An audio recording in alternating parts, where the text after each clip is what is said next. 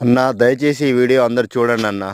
ఎందుకంటే ఏవేవో పనికిరాని యూట్యూబ్‌ల వీడియోలు చూస్తా ఉంటారు. దాని అర్థం పర్థం లేని వీడియోలు కూడా లైకులు కొడుతుంటారు. కానీ మా రైతులయి మాత్రం వీడియోలు ఎవరు చూడరు, లైక్ చేయరు, ఆదరణ అస్సలు లభించదు. మరి ఆ రైతులు ఏం పాపం చేసినో తెలవదు గానీ, ప్రకృతి అట్నే రైతులను నష్టం చేస్తుంది. ప్రభుత్వాలు నష్టం చేస్తాయి. ప్రతి ఒక్కరు రైతుని నష్టం చేస్తారు గానీ, వాళ్ళ బాధలు, కష్టాలు చెప్పుకోవడానికి ఒక యూట్యూబ్ లాంటి దాంట్లో కూడా ఎవరు సరిగ్గా ఆదరణ లేకపోతే ఎట్లా అన్నా? అందరికీ అన్నం గావాలి. అందరు తినడానికి అన్నం గావాలి. ప్రతి ఒక్కటి గావాలి గానీ, రైతుల బాధలు, రైతుల కష్టాల గురించి వాళ్ళు చేసే వీడియోలు మాత్రం ఎవరికీ అవసరం లేదన్న. ఎందుకన్నా అంతగా ఏం పాపం చేసిర్రు రైతులు?